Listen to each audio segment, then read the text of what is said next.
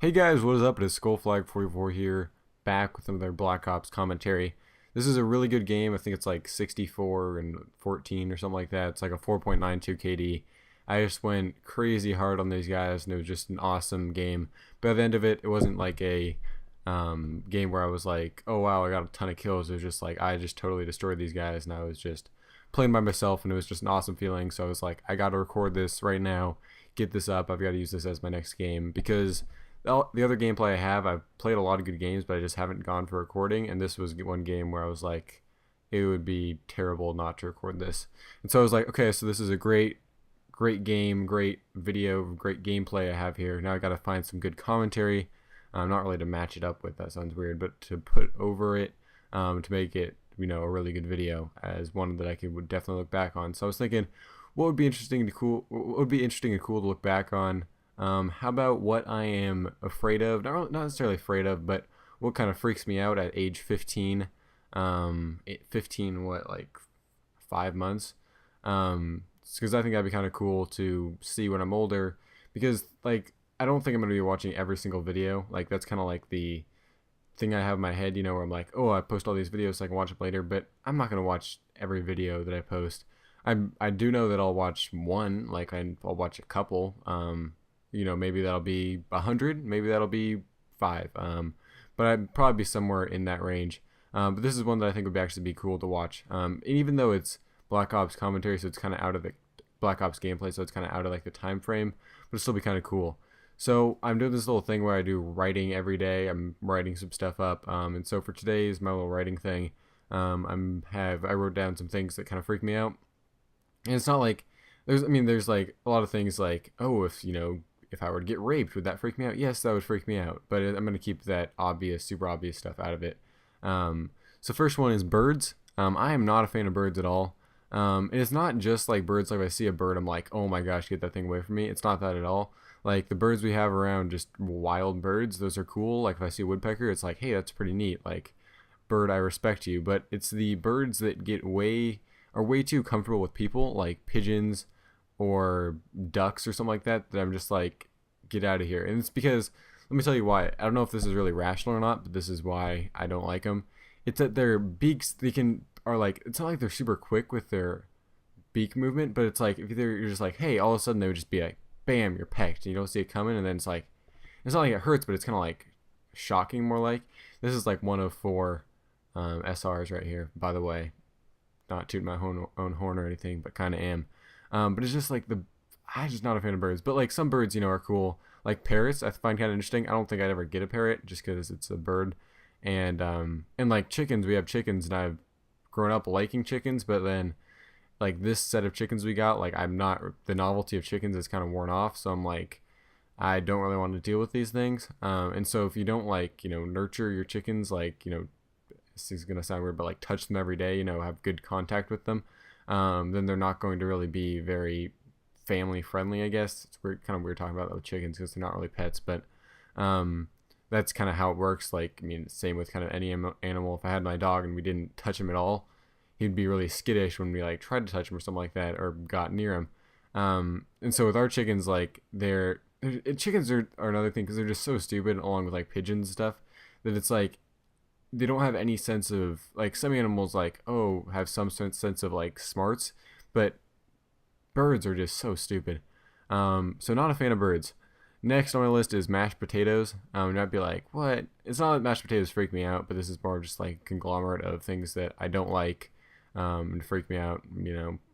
Like, for example, Only Me Blade, he's like deathly afraid of cotton candy or like the cotton texture, and none of this stuff is like that for me. It's not like if I see it or it reminds me of, I'm just like completely freaked out by it. But it's like, I'm not really just a fan of it. There's not much that I'm like super freaked out about. It's like crazy.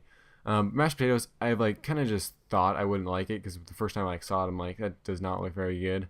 And then once I tasted it, I kind of had it in my head that I wasn't gonna like it, and so that kind of changed my kind of perception of it, I guess. And now it just like it's kind of sweet, and I'm not really a huge fan of that sweetness like that. And just the texture is just revolting to me. It's like a mealy sort of thing. I don't know. I haven't really like had a full bite of it to judge it, just because it's like ingrained in my head that I wouldn't like it. So I remember like for Thanksgiving one year, we had like this Fear Factor thing we did as like a family, just kind of, must have been like 8 years, like, no, probably not 8, like 5 maybe or something like that. And we picked out the thing, we didn't like, we'd have to eat that, and then we'd get like a little prize or whatever.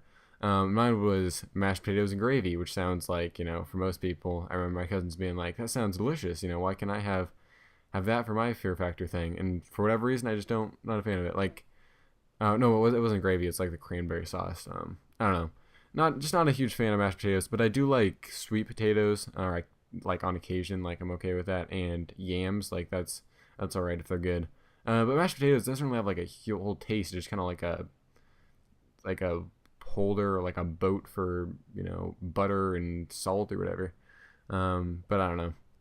Next is roller coasters. Roller coasters just aren't my thing. I do not like that feeling where your stomach goes up into your chest. Like it's like the same thing on like a swing. I don't like swinging very high on swings. It's just like not my thing. It just feels weird. A lot of people love that little like jump, but I'm not like it just like I'd have no desire to do that. I'm perfectly fine where I am. Why would I want to do that? So that's kind of my take on that. Not that I know if I went on a roller coaster or like a big roller coaster, because like little roller coasters are fine. It'd be all right. But it's just like I have no desire to pursue that.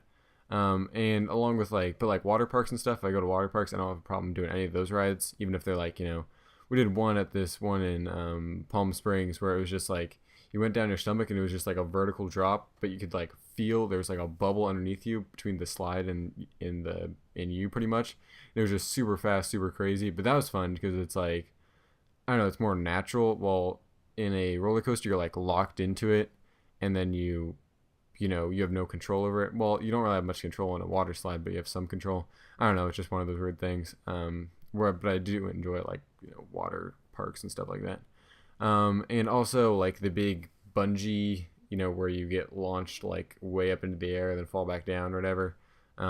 Anything like that seemed pretty freaky. But like skydiving, like I don't have any like reason to want to do skydiving right now, but maybe like I could see myself having like, oh man, I really want to skydive, and then when I was doing it I'd be super freaked out, but I think I could do it because it's like it's just something. It feels like there's something different about it, or I would imagine there'd be something different about it.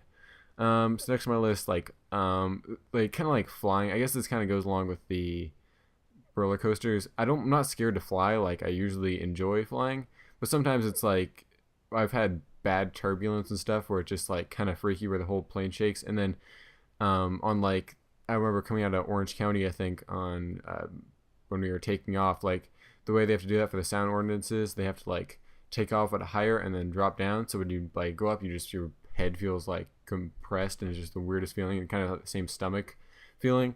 But it's like that. I'm like bumpy flights are they can be kind of freaky, but it's kind of like I don't know really why I put that on my list. I just felt like I could comment on that. That's where my brain was headed.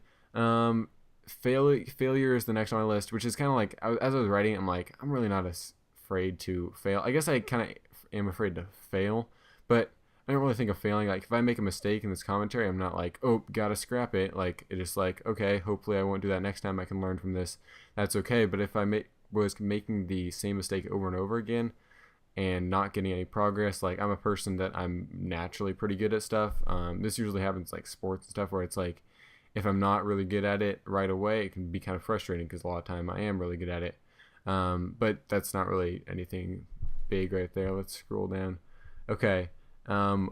Being like way out in the ocean is freaky to me because the ocean is so big. Like there's studies, people say like we only know like 10% of the ocean or something like that. I don't really know if that's true or not.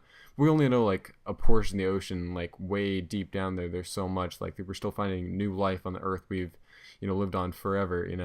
So that's still pretty crazy.